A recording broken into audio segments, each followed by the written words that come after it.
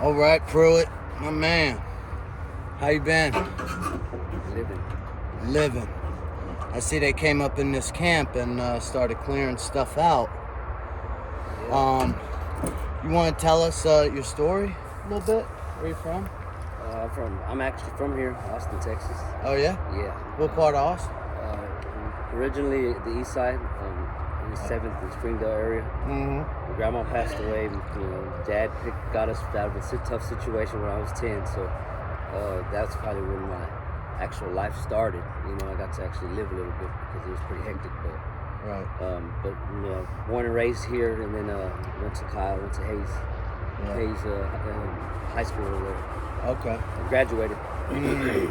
Not my GED. I walked across the stage. It was pretty cool. Nice. Yeah, that's about my only accomplishment. But other than that, I worked up until I was 30, and then I got hit, a letter in the mail, which was like a total surprise for me because every job I've ever had, I've always done my taxes, and I never made enough money to have to pay back. You know what I mean? It was always $30,000, $40,000 a year or something. Nothing much, but I got hit with $168,000 from the IRS Of taxes that taxes you owe? for 1 year. my And so I'm sitting there like, and when I saw this letter, that's when all this stuff started happening. 30 years old, I'm like, can't get a job. They're gonna take all my garnish, all my wages. It's like, and I'm still, because I've never had to deal with anything like this, and nor have I known anybody to have to deal with this. Right. So I'm literally thrown in this water with no floaties and having to figure it out. And here I am. I'm 39 years old, but it's been hell in high water. So, wait a minute. What year was that? 2014. Okay. 2014, and the paper that I got, and I haven't been able to get it since because of all of this, and I have a place to live, all my stuff gets all that. But 7 different people were using my Social Security for 1 year. You had an identity breach? Yes, 7, but it was 7. I'm like, this is quite a bit. Right. And I used to do state taxes for a company I used to work for. Okay. So I did the taxes on maybe to see if it was a company that had, used my social. It was like $1.2 million. If you were to take the taxes from 163, it came out to 1 point something. I was like, wow. So how old were you in 2014? 2014, I would have been, I was born in 85. That would have been 29. And they're saying you owe all them taxes? And since then, it's gone up to almost to 170,000. That's like, man, this is crazy. So, and I get a call saying that I got 6 bank accounts and 13 cars in my name. And these bank accounts got extremely a lot of money. And they're wanting to know if it's me. And me, I'm an honest person, so I'm like, no. But looking back at it, I should have said it was me. And maybe I could have at least gained something from all of this because. Well, at 19, I would imagine that it probably just scared the shit out of you. And still has. Yeah.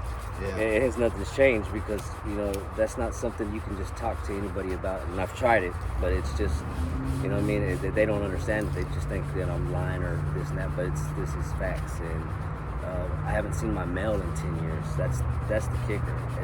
I've been having my mail go to one spot my whole life. No mail. It has literally became hell. I can't. Every corner I turn, everywhere I go, the IRS is one of the biggest gangs in the world. That's how I look at it. And they're just doing their job. I get it, but they're not doing their job. So I'm supposed to take the time out of my life now and fix something that I didn't mess up. So that's the catch, right? It's like, okay, well, it's easy for somebody to take your identity. It's harder for you to get your own identity back. And I'm an American. Right. And I don't have no benefits. I've been disabled since '86. Okay. Never received one check. I've tried to. It's hard. You really got to know somebody that can help you and actually want to see you follow through with it. So I had to learn. What kind of disability is it? My right leg, when I was born, I had a tumor the size of a tennis ball lodged into the side of my stomach. And so they went in to take the tumor out. And they severed my right nerve. And so they had to reopen where they just cut me open the day before and reopen it back up because they had kinked my large intestines. I mean, they nicked it, so I was bleeding inside. My mom noticed my stomach was swelling up, so they went in to sew that up. Granted, they saved my life, yes, but what happened is I have no feeling in my right leg. My kneecap don't lock, so it stays at a bend. When I'm standing up, I have to put a lot of pressure on my left leg, and it's a dead leg. So.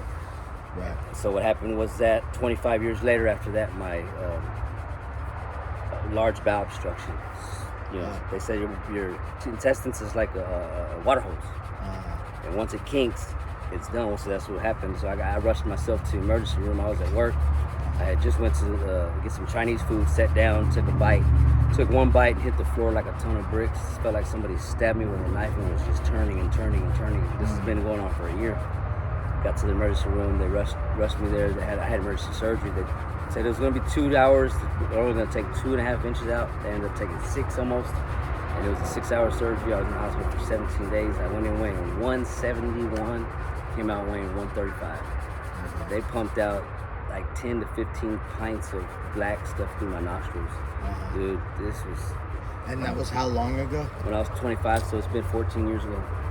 And have you not worked since then? I haven't worked since. Yes, I went back to work after that a little bit, but then that's when I got hit. About 5. So I worked for about 5 more years. So it's been about 9 years since I had an actual job, and then having to live like this and adapt.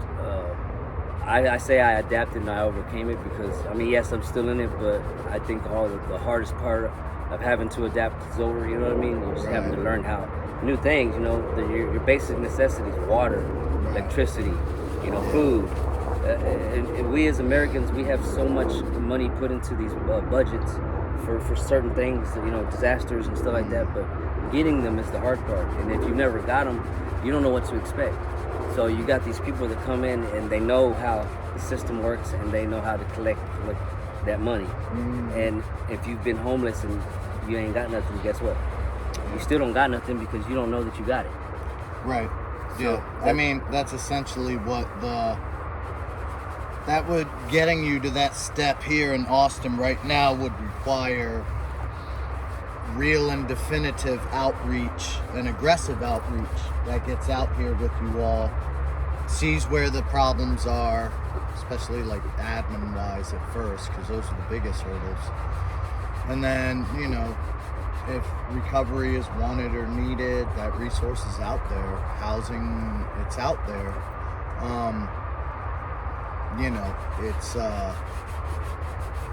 But I've noticed in this camp, I think I've seen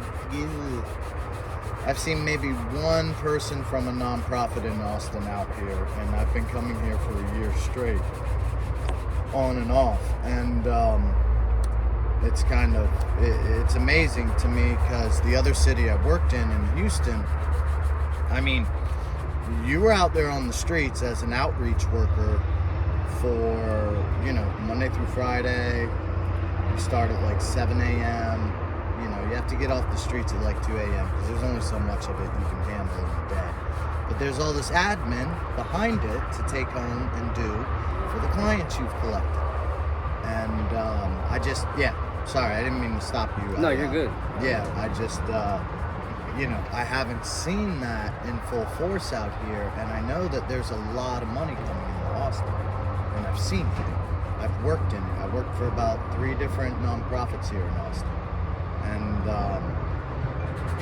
I think it's kind of appalling on the operational level and the financial level, and it's very mysterious in its own nature. So, but how long have you guys been out here at I call this the Water Tower Camp? She has been out here 3 years. I've been out here we've been together for a year. I've been here before I got with her 2-3 months. So almost about a year and a half I've been out here. The thing is, this is the thing to me is, okay, homeless people, they're homeless, meaning they don't got no home, they don't got no transport, they don't have, so what you'll start seeing these people have multiple vehicles, but they're homeless. Right.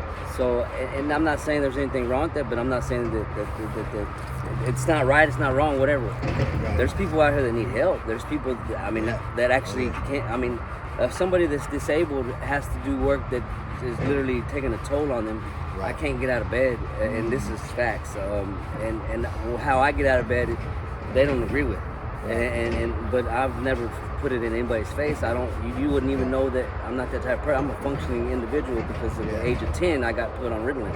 Right. Not by choice. Yeah. So you know the only difference between that and what I prefer is one molecule. Yeah. I did the breakdown. If I was smart enough and how I had the wits, I would go to the board.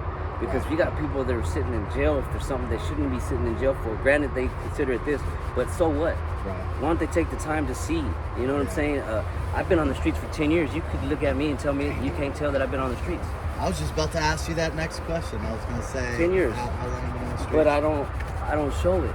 Yeah, no. I mean, I have to say you and Chief over there are probably like the easiest folks to talk to. You know, but I don't know. In homelessness and street work, I mean, I've been doing it for so long, and growing up in DC in the 80s, which was just saturated in AIDS and crack. And, you know, my family, we had a bakery that had been there since the 20s. We're Italian, and but it was the hood, like the hood. And it was just, you know, you come in on baker's hours at 2 a.m., and, you know, there's somebody who got shot in the alley. There's somebody who got shot in front of the bakery. It was terrible. So I don't know, when I got to Texas, they were like, hey, you want to do street outreach? You're pretty good. And I was like, okay. And, you know, but I think there's people who want to help, and they don't understand what that actually entails. They don't understand, like, you have to get out there. You have to break down this invisible wall. You know, you're somebody I probably might have went to, like I was saying before, might have went to high school, might have served in the military with you, like we were talking about. You know, people ask me a lot of times, oh, are there immigrants there and this and that? And I said, no, this is purely an American problem, and you've seen it. I mean, you're from here. And I come from an upbringing that this wasn't in my journey. Yeah. It was, you know, you see how a man is to take care of kids. That's hard in itself, because most men, they run out. Well, this one, he ran too. Yeah. And he never skipped a beat. Yeah. And I'm talking about clockwork. Like, it was not. Right. This is my duty, and I'm gonna make sure that I live up to it. And I'm an all-American father. Yeah. That was what I had, and I still do. That man, it makes me emotional. You know what I'm saying? Because that's a damn good man. And your dad? Yeah, I look back like, man, dude, like, this is crazy, for real. Is he still here? Mm-hmm. He's working. He's 60-some years old. He'll work till he's 70. And he's, you know, happy too. But, you know, he hasn't got to live his life. Right. He's been working since he was 12, and on paper, that's a lot of years. Are him and your mother still together? Mom passed away when I was 25. I was taking care of her, going to school and working. I was going to school for medical assistant because I wanted to know what was wrong with my mom, and I wanted to be the one to take. So I was administering her shots. Right. Her ran out, Medicaid. So her cycle stopped. The Medicaid ran out. They don't care if you have that cycle to go. If they don't pay, then they won't give it to you. Right. Hers was pretty severe. She had died from hypertension, cardiovascular disease. The day she passed away, a week and a half prior to that, I went to go tell her, "Hey, Mom, I gotta go." She's like, "Well, what do you mean?" I was like, "I gotta go get better. I got an opportunity to go to North Carolina, live on military basing, housing, and this is the only way. And my best friend's offering it to me." Yeah. And so I jumped in the car, no hesitation. And she told me before, you know, give me 2 weeks of sobriety. Give me 2 weeks of sobriety, and you can have anything you want. She died a week and a half later. I was on my way to sobriety. I wasn't doing it for her. I was doing it for me, because at the end of the day, you know, if you do it for somebody else, you're most likely gonna go right back to it if something, you know, tragic happens to you. I was doing it for me to know that I can do it. You know what I'm saying? Right. because mama's not always gonna be there. Yeah. So when I get back, I drop down and started drinking that bottle. It was Crown Royal, I remember, and it all started back. And that's a hard thing to deal with, especially if you're going through that. Yeah. Right, and she passed, so it's been a tough road. But the grace of God, I know that is the only reason why I'm here, because there's some days I didn't know how I was gonna make it. And it's hard. Hardest thing about living like this is one thing.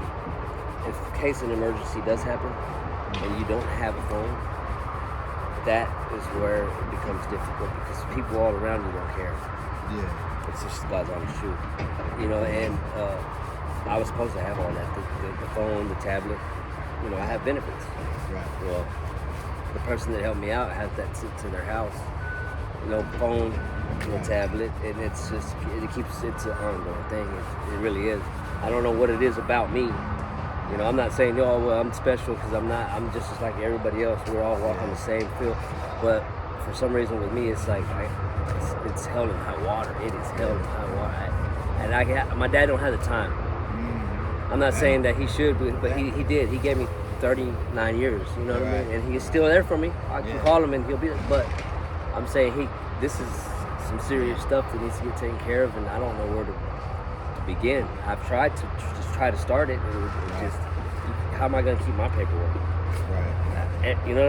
It's hard. It is that absolute. It's nerve-wracking. I can see why people, and I don't want to put this out there like that, but we need to see what's really going on. I can see why people, break down, and then they're done. They end their life. And there's a breaking point. There is. And what I see in society right now, I've been to war, grew up in D.C., I come out to these camps all the time, every day. I've been doing that for 4 to 5 years now, and the biggest message of it all is where's that breaking point? And how do you take that ride down onto I call it getting off the grid. You're off the grid. That's one of the biggest things about being out here. Before the drugs, before anything else, you're off the grid. You checked out. So I guess what pops in my head is, like, for each individual, when I meet them, I'm like, well, when did the drugs kick in? And when did that, was it drug abuse that might have made somebody get to that breaking point faster? Or I've also seen other situations out here where just getting out here makes a person do drugs. You know what I'm saying? So, yeah. When did the drugs kick in for you? I was 15. 15. It's not something that I just picked up as I've been doing drugs my whole life. I've got all 34 teeth. I'm not trying to say anything about it, but what I'm saying is, my mom always told me, if you're gonna do it, do the drug, don't let the drug do you. What you put in and what you take out, you gotta put right back in. Right? You could party your whole life, but if you know how to take care of yourself, then all that. I'm not saying that it's okay. I'm not condoning it, but you maintenance it better. I've seen that. Yeah, and I would not. I couldn't. I couldn't fathom. Like, I see some of these people and it hurts. It kills me inside, because I'm out here trying to help myself, but in the midst of all that, I'm helping people. Right. You can't ask anybody at these camps, if they come to my place and need something, I'm gonna give it to them. Right. Even if I can't. Right. Because we're all in the same boat. Maybe that what I help them do can get them into a better place and situation, because this is not living. Right. This, I don't care who you are. This is not cool. You know what I'm saying? Like, people don't get it twisted. I'm not happy, that I get to live for freedom and I don't have to pay no bills. It's hard being homeless. It's easy to keep a roof over your head. Now that I've been through it, it makes you realize, damn, do you want to go back to that? Well, I just need to get back to where I was at. So you think if you had, like, an apartment that lets you keep your dogs and everything, like, you think you could maintenance get to the next step? Because in this day and age, if everything started for you with some kind of identity theft and debt situation, I'm almost certain there's a legal team that can get you out. Or, you know, just the government alone. Because if it's not you that spent the money, then okay. But even today, I mean, I've a long time ago, I dated a girl one time, and she put like $70,000 of debt on I think it was a Capital One credit card, or I think back then it was Citibank. And it was just her taking trips to like Costa Rica or something. And I was like, well, and I'm like, okay, if they can survive and get put on a payment plan, because that's what they want to do. You know, the finance industry, they just want to, okay, you can't pay, we're going to put you on a payment plan. We own your butt a little bit. But give us a quarter of that butt. Let me ask you this though. You're right. But a situation like this, a man, they can go back and look at my years that I've been working. Right. You can add all those years up together, and I still didn't make that. That's because I've never been able to actually work a 5-day-a-week job because of my the work that I do. Yeah. I do hard work. I really do with the work that I do. So it doesn't allow, like, I go to work for 4 days out of the week. And these companies I work for, they would let me slide. Yeah. There was no, we gotta let them go, because they knew, but I was out there trying. Yeah. So with that being said, it's like, y'all, there's some serious people out there that do some serious shit when it comes to that money, and I'm not one of them. I never have been. I don't even know. The most money I've ever had in my hands is a tax return check. Right. You know what I'm saying? But other than that, it's like, when I saw that numbers, I was like, damn, did I hit the lotto? Yeah. You know what I mean? Like, that's how I'm still confused about it, because I don't know if who I get to do this, I gotta pay them to do it, or that's what my kick is, hey, yeah, okay, y'all are saying I got this, well, let's get this situated, but how about this? Y'all are the IRS. Y'all mess up sometimes. And if y'all mess up sometimes, at least take accountability on it and realize, damn, this is just a small gut. Like, they're targeting a guy that has never had nothing. Yeah, well, y'all don't get the news right away like that out here. But right now, the IRS, exactly what you're saying, very unwantedly by a certain population of our society, but yeah, they're going through that right now. Oh, really? So, oh, yeah. Okay, Oh, yeah. So you might, you could end up coming back in like 6 months and they're like, yeah, oh, no, we cleaned that up. Okay, yeah. But yeah, let's pull it back, I guess, to camping and living and out here and, like what's, so you said you've been out here about a year? This camp. Yeah. Yeah, this camp about a year and a half. How many camps you think you lived in? For probably 4. There was one that was, I was living in between a JD's market. Right. And there was a mobile homes, and I was living in the middle to where these people were walking through going to the gym. Right. But that was the most surrealist and most, I don't even know how to explain it, but now, because I'm not scared. I'm not scared of nothing. Right. Even if it's a situation where I should be, I don't get scared. I know that man up there, he really will. If it's your time, it's your time. If it ain't, it ain't. Right. I don't care if you got whatever is going on. Yeah. But this one was like, you would hear the guns. Really? Yeah, it ain't no place to play. What's the worst thing you've seen happen in a camp? If you don't mind. Not necessarily seen, but you hear, it's you don't know what to do.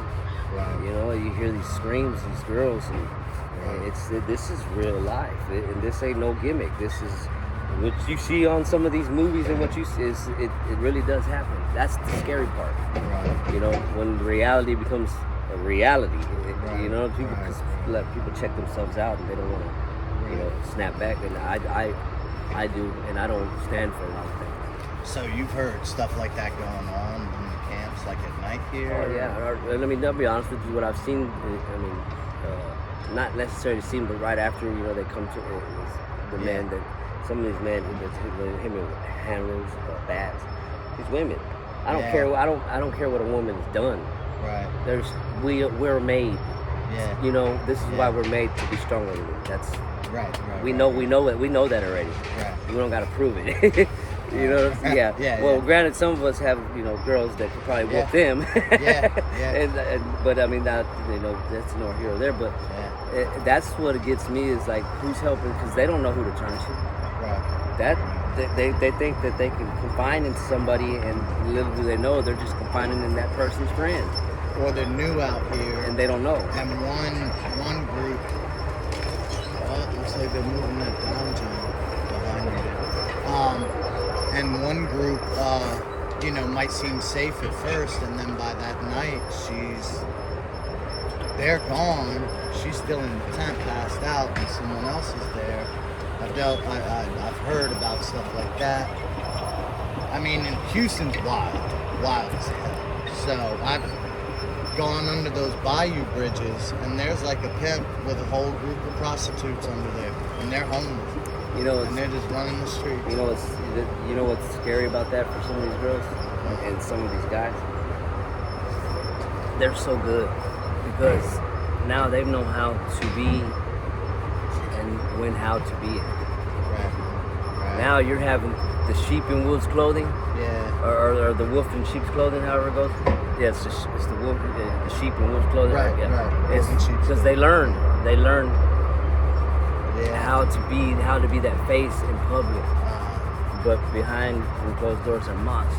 right. And you don't know who you could be sitting next Yeah, to. I've seen It's- that a lot. No, I've seen that it's a lot. scary, especially when you don't know and you actually just happen to walk Yeah. up on it. I used to have to tell a team that I worked with out there, I used to have to tell them, like, the nicest, easiest clients could be your most dangerous client.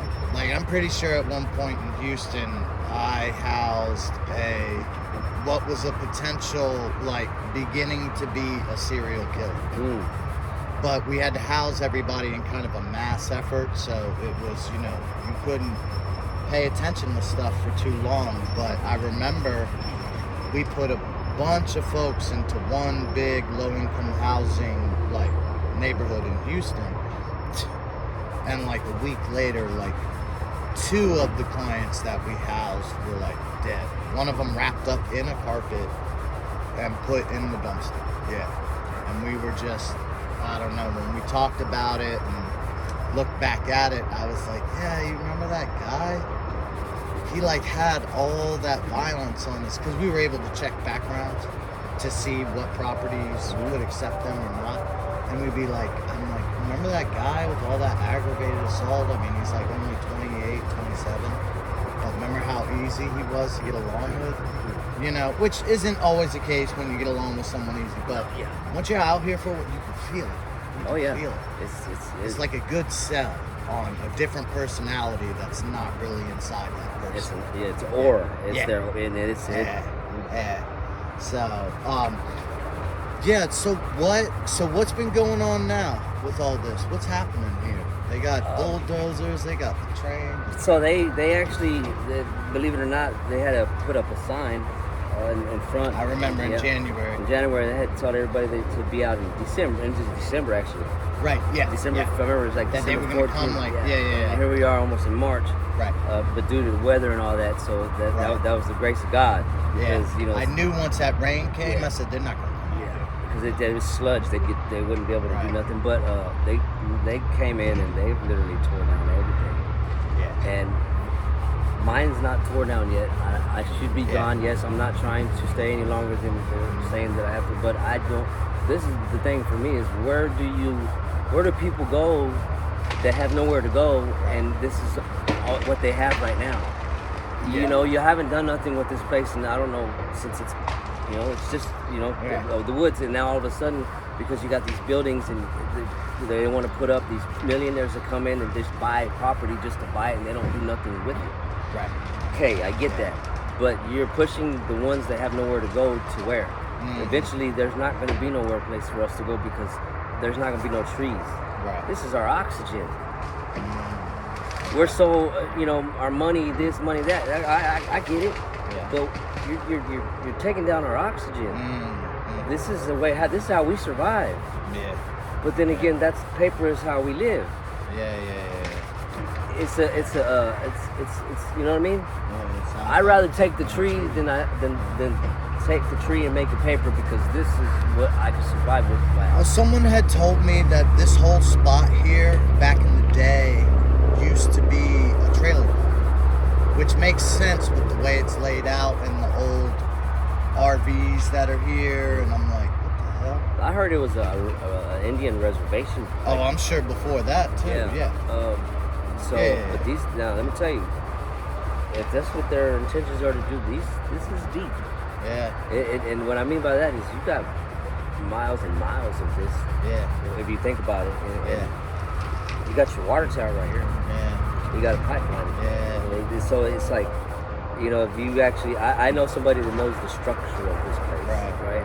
So, and how this works is, the reason why I don't think they've tore this one down is because by law, they have not served me no eviction. I haven't Right. talked to one Because person. they can't do it because you guys are technically. So here's what I've learned so far. There are a couple of different LLCs that actually own the property. It's private, but obviously, like some of these LLCs, I've traced them back to New York. And for some reason here in Austin, I think, so the workers told me that the city called one of the owners. So they must have called one of the LLCs and said, hey, you got to do something about this or we're going to fine you. Because they'll fine the property owner. And you got to like clean it up. Now, those owners don't know how Austin necessarily works. You know, like, it's different from Houston. Here in Austin, you talk to the city and be like, okay, look, what if we do a program where we clean it up, let them live, no crazy stuff happens, no huge fires, all that. And, you know, the city of Austin might be like, oh, yeah, let's do that. You know, I can see that. But there's some kind of disconnect between the city and, I was saying earlier, like the money with the grants, because that was going to lead into my next question was, no one came out here to talk to y'all about housing, or you were telling me the other day. They did. They talked to her. She actually signed up. They never really talked to me. I never got a chance to sign up. I never. There was opportunity for me to even get my Texas driver's license. Never got it. She did. She got hers, right? But I didn't. And I was there. I was, you know, and I went through this process of this table. Oh yes, and they sounded promising. They sounded hell yeah. Oh, and I'm breaking down because it was emotional for me to know that people do care. Right. Yeah. But they only care to a certain extent. Yeah, they only come out a little bit. Yeah, and they care just enough to get you, you know, your hopes up, and then the next thing you know, you don't see them again. And she went. What's her name again? Stacy. Stacy. Was that Sunrise that helped you with your ID? Stacy. Yes. Was that Sunrise that helped you with your ID? Will it help you get an ID? No. Who helped you get your Texas type ID? Say it one more time. Who helped you get your Texas ID? It was that place I told you about that time called Link. Link. Link, yeah, and the address they gave me, which is where he said he used to work, but now they're calling it a courthouse, is right across from the Waterville Bark Springs to South First. Okay. The DACA? That building. Yeah. Okay. All right. So that's like more the city. And they'd given me a case Kind and all, of. and they showed up out here and did it. But I seen that guy come through here not too long ago, and it seems like he wasn't my case. Right. I got passed on to somebody else or something. Yeah. But Okay. yeah, it was called Link. Okay. So whoever they are, because Yeah. I've been to that building, and they paid for my birth certificate, which was Really? like $75. Yeah. It gets sent there to their mail. Whoever they are, they cut the line Right. to all the bullshit, and they can get you right. If you go into them, tell them this is, they get it done. That's good. See, that's what that's what they need to do. They need teams of that coming out here. Which I was having something that. like that. I had them. They took me over there, and Yeah. the guy was even talking about putting me in this rehab program. Right. I said, yeah. Yeah. Why not? Well, let's just try. I've never done it, but I'm not a big fan of it, and they never came back out. Well, you said a couple days ago they came by, right, when they started clearing this out, and they took a dog of yours? No, they took a few dogs. They brought 3 3 of those animal control units and another black SUV. Yeah. And they went into the camp and they got whatever dogs that they felt were, because there was dogs that got left out here for 2-3 weeks. Yeah, that's another question I wanted to ask. Because I heard, like, how do the dogs end up here? Because I heard there's people that drive by and when they don't want a dog, they just drop them off here. There's a lot. That's what there's a lot of cats now where they're at right now. Yeah. You know, stray cats, and they're in here. Yeah. They don't have a home. They cling on to whoever comes and they just follow them. You know, I don't blame them. I got a great dog from Bobby and Sasha who were over there. I took him to the vet as soon as I picked him up, and they said he was about 5 months old at the time. Bobby named him Bosch. Mm-hmm. So I just, you remember? Yeah, I took Bosch. Yeah, really? Yeah, he's at the house now, probably fucking something up. Stacy. That's all he does. Stacy. Yeah. You know he's got Bosch. I got Bosch, He's got Bosch. the little dog. Why? Sasha and Bobby's. Oh, their puppy? Yeah, he said he's the had little, it. the little cute one. It's sister. Yeah. Right down that way in Lawrence's. Oh, really? To the right, you see a white beanbag or sleeping bag looking thing? Yeah. That's right where he's at. And he's got Oh, both wow. tied up there, Ruby and A bear. Is that the Hispanic dude all the way down Yeah, there? the one with Yeah. the dog? Yeah. one of those is his sister. Oh, wow. And Yeah, she Bosch still is has wild, one. man. Yeah. I call him my recovery dog.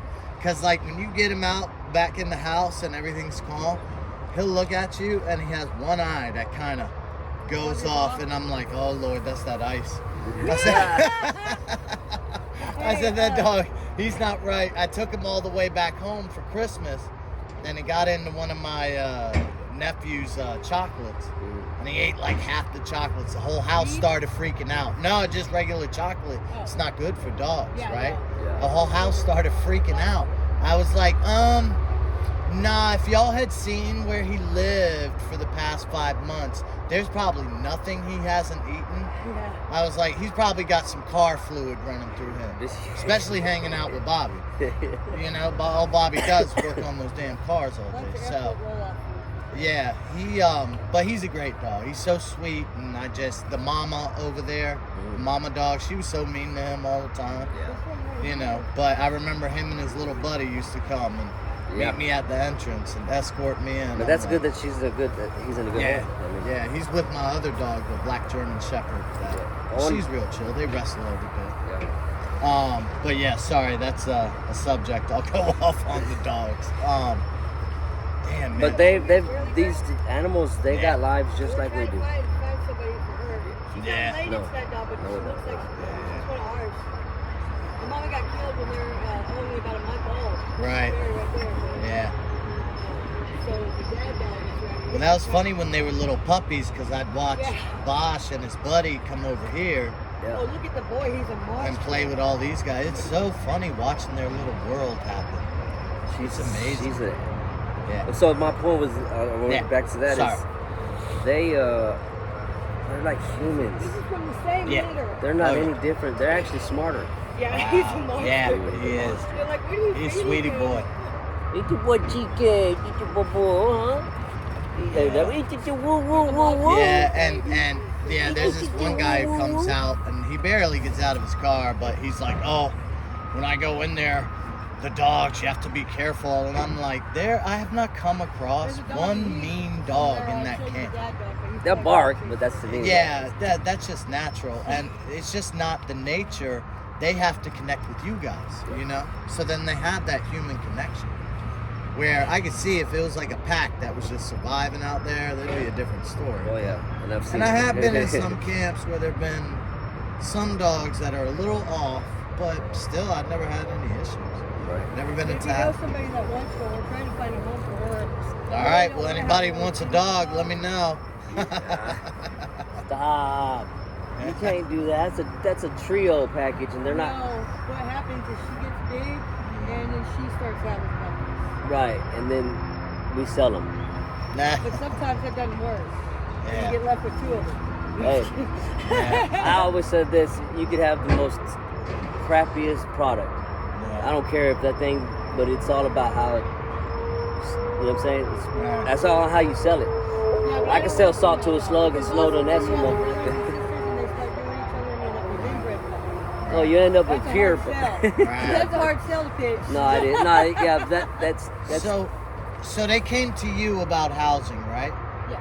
And they came to you about housing. no. They did not talk to They you, came but you to were him right to there. Tell him that he can't go because I put us both on there, but when they looked my name up, it said I had an apartment because it hadn't been changed. Right. He was telling me, they said that you've been on paper in an apartment unit for a year. And it was too far north, right? I don't like that area. Right. I But told him that, but it was hard to get everything communicated because my phone went out of service, so everything was going to Amber, and if Amber didn't get the message through, right. they didn't change it in the system. Right. But they still had you in the system as being in that unit. Well, she had an apartment. Right, in that unit. Yeah, for a so year. for like a year. Yeah, and they said, That's interesting. No, I wouldn't on it for a year. That's what they were saying. Yeah, maybe. Yeah, I'm talking about the paperwork Yeah. that the nonprofit built. Because what happens is, if they tell the government, hey, we put all these people in the units, here's their leases, and we expect to put more people in the units next year, so we need more money than you gave us this year. Yeah, and so they're putting people And on it. where I'm bringing out that, like, so you were on paper, which that was shown. Yeah. That makes That sense. was shown for sure. And they add it when they do the pit count because it's a comparison of what's on the street and what's in housing, or who's on the street and who's in housing. I Sorry. have not been in the house. And- whatsoever. And you weren't even living in there, and they were saying it was like damn near a year. That's crazy. Dang, you just opened up my The only way that eyes. us two can get housing together is we have to go redo our profiles together. Right. There's another Well, communicating and getting there and all that. The only reason I got any Mexican ID on the list is because they came here. What, Okay. So now, but Or whatever it is. with that being said, you just see. I know it's still my wits are there. So that's probably the same thing that's happened with me. That's why they're disregarding me and not trying to, and because somewhere it's showing that I've got it, and they're getting that money. And I'm telling you this because I know I've been dealing with these type of people for a long time now. This lady I was living with for 4 years, I paid my rent for 4 years, and the judge sent me a paper said I was paid in full. She still kicks me out. What was her reason? The guy that went to prison and came out, somebody had took his spot, so he needed somewhere to go, and he literally bogarted. He strong-armed me, and I went to work for 17 hours one day. Came back, all my stuff was sitting in front of the house. Really? I told the dude that was sitting in the truck, I said, "Hey, let me see your torch real quick." I said, "For what?" I said, "I just need it for 1 second." Right. And I went over there and I lit all my stuff on fire. Wow. This dude comes out, says, "Hey, you better run." I said, "For what?" Right. I said, "Mind your business." Yeah. So they tried to hit me for arson, but they couldn't hit me for arson because it was my stuff. But anyways, yeah, I know. But it's not. What I'm saying is, this has gone on for too long, dude. I don't deserve it. Yeah. I never did to begin with. I really had I don't care what what you have against me. So what? Get over it. Right. You know what I'm saying? Right. I mean, I get it, but not to keep on doing it, not to keep on and then shoving it in my face. Right. And it's the ones that are the closest to you. That's Right. because they know the system. Well, what kills me out here is that, I mean, I know for a fact you can get on the web, on the phone, get into the HMIS system. You can do what they can do. And yeah, I mean, no, well, to get into the HMIS system, you have to be what they call a service provider. Like you work for a nonprofit or the city and you put people into housing. But that's where our I think eventually they're going to crack that open and we're going to find out where a lot of money has gone. So you're saying these people are learning how to get into there and do exactly what we're talking about. But they're not actually doing the helping. They're doing the helping for themselves. Like when I moved to Austin, it baffled me. I was like, why don't you have teams of like 2 and 3 going all over the city every day to, hey, here's what, all they have. This is what I used to do in Houston every day. I would walk up, I'd be like, hey, give me your name, last 4 of your social birthday, I'll check it right now. Okay, you were supposed to meet somebody for housing back on this month, which was like 2 months ago. They said that you didn't meet them there, and they'll be like, oh yeah, that's when I was locked up. Okay, did that case manager come back out to check up on you? No, I haven't heard from him since. And then I, in turn, would call that case manager and be like, okay, is his unit still open? Do you have someone else in it? What's the deal? And that was the glue between the case manager, who needs to kind of sit in an office or go to an apartment unit to deal with the people there, and the client that's out on the street, who doesn't have electricity, who probably doesn't have a functional phone, who doesn't have internet, who doesn't have any of those things. So you need teams out there daily, filling this gap. There was this attitude with the nonprofits of like, oh, well, we'll just stay in place, and if they really want it, they have to work themselves over to us to get it, and then that way, no, that's not how that happens. Like, no, they just sit out there and do drugs all day because why not? Instead of coming here, and you probably haven't looked into their housing, you probably haven't, because you haven't been coming out, they haven't been coming, and you're paid to come out. Yeah. You're paid. Right. They're not. So it's like, and they're not paid, you're not paid for them to kind of do your job. It's extremely complicated these days, even for people who work every day. Right. Like even for me to go rent another unit, it's not like just a decision and this and that. You have to make sure, oh, you have 2 dogs. What is one? They want it to be a bad breed so they can trade, charge you more money, and it's all our biggest issue in this country is real estate, and it always will be. But I just think that getting back, because I'll go on a rant, but getting back here to Austin is just like, they're not making that connection from the nonprofit to the streets and then to the city. And the nonprofits are not tied enough with the city and the police department to work together. Because I can tell everyone, I've met tons of police who know outside of camps, and they're like, yeah, we know drugs. Yeah, we know. We can't just sit here all day and try to bust people. So they try to do the camping law, and it's like the cops don't want to do that, man. Like, they want to bust real criminals. Right. Someone out on hard times, different story, different world. Now somebody getting attacked at night, yeah, that needs to be addressed. But I've just never seen such a polarization and such a quiet secret as the housing, homeless industrial complex here in Austin. It's just like, what's really going on, guys? So it's so they're getting them. So what I gather, they're getting the money for the housing, and they're renting the housing. They're renting it, so they're getting the double pay. They're getting the government's paying them, and then they're getting somebody in there. Damn. I know directors pulling in close to $120 a year. Yeah. I got here to Austin in July of 22, and you would have thought we were still in lockdown for a pandemic. Houston's different. Houston did the lockdown for like 3 months, and they said, all right, the hell with this.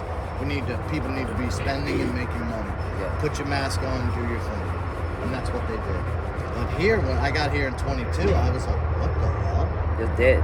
Yeah, it was dead. I thought we were still, I was like, what is this? They're like, well, a pandemic. I said, yeah, that was 2 years ago. What are you talking about?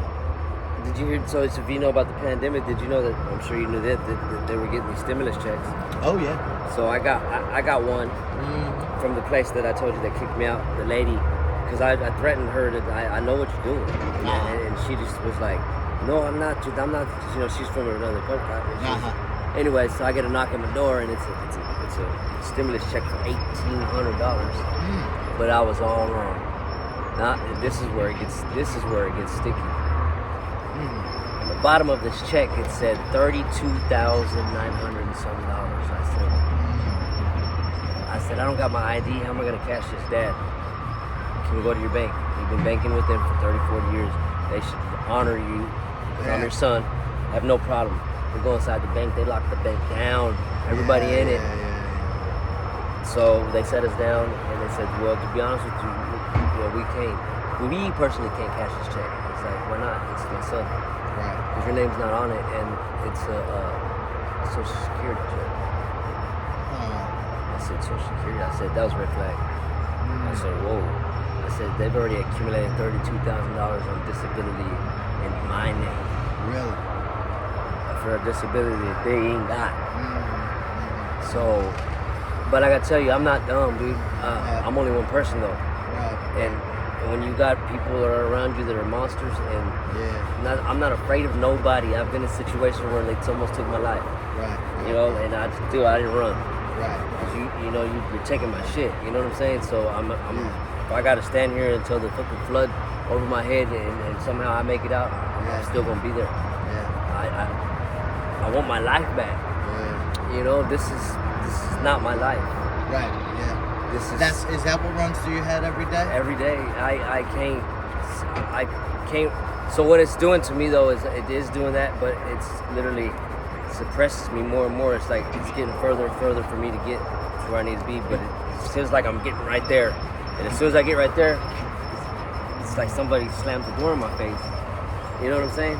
Right. It sounds promising. A lot of these people, they think that they know your situation, but little did I know, they didn't have to be out here. Right. You know how I know? Right. Because they would still be here. Yeah. This is for real. This is for real for me. They make me go, I have nowhere to go. I don't. I'm gonna have to go be on that sidewalk like that lady that's sitting in front of that health place right there in that walkway. She's been there for over 3 weeks, laying down in front of that health mental place. Right. Yeah. She's evidently there's something wrong with her, but she's laying on the pathway for the people to go in there. Right. So that's how. I mean, this is. What do you do? This is America. We've got so much money flowing. This is what the third biggest city in our world. Right. Third. Right. You know what I'm saying? So what's really going on? Right. If Bill Gates got so much money that he can give everybody $1 million in this world, and still wouldn't be broke, then why are we having to live in poverty? Right. Where's they don't have the answers for me.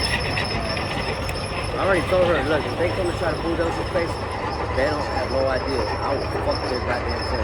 I don't care if I go to jail, because I'm standing behind something. I'm not doing this for gimmick. I'm not doing this for show. I'm doing this because this is what has it become. Right. I don't have a way to call nobody, dude. I don't have family like that. Right. I told them. Right. You know what I'm saying? Like, man. Well, I think they're gonna come. I don't know if they're gonna talk to y'all or not. No one's talked to you about this at all, right? No, one person. The only person that's talked to me, he told me they weren't gonna do nothing, was Officer Drew. Yeah. And he was the only one helping me. He was coming out here giving us food so we could survive. Yeah, this is all a private push. They'll probably try to, if they have issues with bulldozing it, they'll probably try to get the cops involved, most likely. That's what I see happening. And I'm good on that, even if they do come out here, because I'm not dumb. Yeah. I'm not. I've stayed out of that way 10 years ago. Yeah. I don't go to jail. Because I know there's one thing I know for sure is I know both sides. Right. And I know them enough that they're going to have trouble with me. And I don't want that with them because I stay out of their way, they stay out of mine. Yeah, I don't want you to get... I don't want to either, but if my thing is this, is if that's what it takes, then at least I know I'm going to have 3 meals. Right. And that's sad to say, but I mean, Yeah. I don't know what else to do, dude. I can't get my benefits. They took my benefits off, and then this shit's fucked up, man. This is where I'm from. Yeah. This is my land, like not, you know what I'm saying? Like they just come in and they just, dude, I can't. I've been at wit's end with it. And So, yeah, I mean, I'm gonna leave you my card and everything, and you know, we'll catch up on all this again and see what happened. You know, here's my thing, is I'm like, well, once they clean, and this is a big question that the community has, yeah, well, once they clean it, how long will it take for people to come back in and start camping again? And I've seen that happen a lot of times, and in places I spent 2 weeks getting people into housing in, and then a whole new batch of people comes, or people who were there before that I couldn't get into housing or didn't want housing. You know, they, so I'm curious. I think he's just, I don't know if they'll come all the way back up in here. I think they're doing, since this is a private move, I think they're doing just the areas that are like super obvious here. So when people are passing in their cars, they can Yeah, see. that front That's stuff, all. that was pretty bad. It's all about perception. Yeah. That's it. That's all they're And I'm doing. quiet. I don't, Yeah. you know what I mean? I don't, nobody's in my business. Nobody knows. I mean, how I make money. This is how I made money this past year. This whole year, this is how I make money. I'll tell you. It's trash can. And I don't just go like, I go to where I know I'm good. I've never been in trouble for it. They say, just don't leave a mess. Because it's going to the dumpster anyway. Yeah. You know what I'm saying? And to know that I've been able to survive off that Yeah. is absolutely amazing to me that they're throwing that much money away. Yeah. It's for people that need it.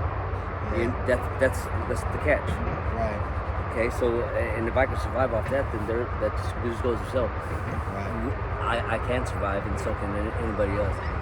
The lazy ones that don't want to do nothing Right. is what gets me.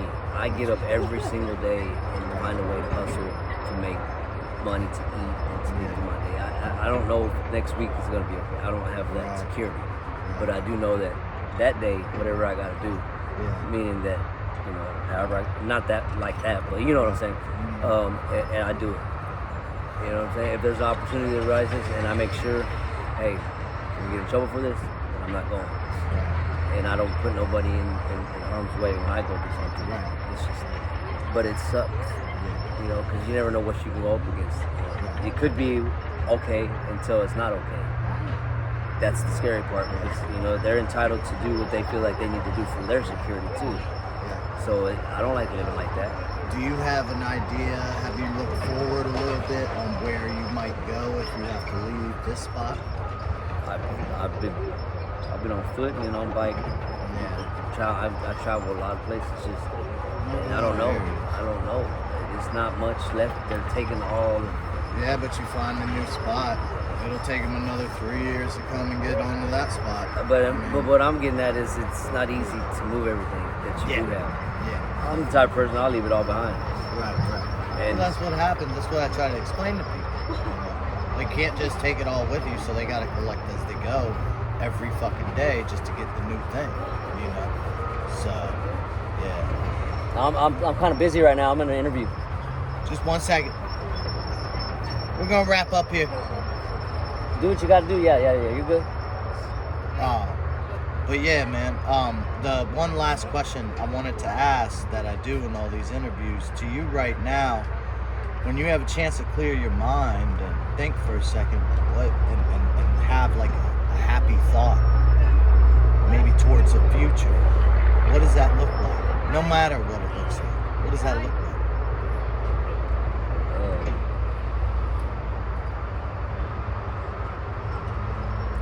And it's okay if that's hard to answer. You know, I think about my life is good. Right.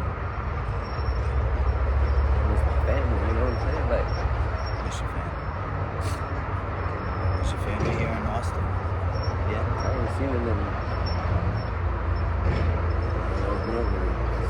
for somebody that sees them every day, I ain't seen them in over a year. And when I do see them, it's like 10 minutes. You know what I mean? It's just, they feel bad for me. But they don't know. You know what I'm saying? Like, I don't want to. They got their lives, so it's not like I'm trying to put that into their lives as if their lives ain't stressful enough. You know what I'm saying? I just miss my family. Miss your family. My nieces and nephews. You know what I mean? Like, do you ever reach out to them? it's hard. It's hard. You gotta phone. You gotta call them. They don't answer, and then you gotta worry about if they call back and how you gonna get to that phone. Yeah. And like my dad, I can talk to him, talk to my dad, and we have a spot we meet at. Yeah. And he just tells me, give me a time. And Okay. that's it. You know, that one day, Yeah. and he pulls up, he gives me some food and some money, Yeah. and then he leaves. I don't even get to go eat with him. Really? You know, I'm used to, me and my dad, his birthday is the day before mine. Okay. We celebrated our birthday together my whole life. Okay. Yeah. We haven't done it in 9 years, you know what I mean? But so, you know, you got to get over some things, but there's just some things it's hard to get over. You know? That's my best friend. Maybe you and I can work something out. Maybe next week or something. You know, if they're not too far, I can maybe, you know, give you a ride or something, or you can at least just go sit and say hi to them and talk to them. You know, you need some, you know, family's important. The only way to survive the system is by having strong family. Money comes after that. Oh, yeah. Now, if you have a lot of money, you might be able to do it without the family, but who gets that, right? If you you're paying for it. That's the bigger goal, right? Yeah. Like, because I've seen folks in struggle make it, and their family's struggling too, but they're all supporting each other and helping each other, so they get to their goal, you know? And I think that's the bigger, you know, issue in our country right now is the breakdown of the American family, no matter where that family's from, you know, originally. But you're here in America now, you're doing the American thing, guess what? You're an American family. So the part of this is, I'll end it on this. Yeah. Once this happens to people, once the homelessness becomes homeless, Right. it's having to try to fit back into society because they come recluse. Right. So even when they do go out, if they don't want to be seen, they feel like they're like worthless. They don't have nothing It's to hard talk. to- Yeah, because you know, you see people that you know your whole life, and they're like, "Well, how you been?" And you know, you don't want to tell them your story because it'll make, you know, and that's not what I'm doing it for, because I don't want sympathy. I don't need your sympathy. I don't need nothing that you're trying to offer me. I need help in the way that I don't think anybody understands. Yeah. You get what I'm saying? The way they help is it's crutching. Yeah. And I don't need that. I've been through that. I know what that is. It's lived for that little bit of period of time, and then it starts all over again. Yeah. You know what I'm saying? And that's the hard part about it. Right. It's like, oh, I appreciate it, thank you, but Right. it's not helping. Right. It does help, but it's not what people think it is. You know what I'm saying? Right. Because I like to help people. That's Yeah. I really Well, do. And that's why I try to come out here and do these interviews, because it gives. I'm starting to see that it's also, you know, I come out and I pay people. I pay people what I can. I only really survive off of my veteran money right now,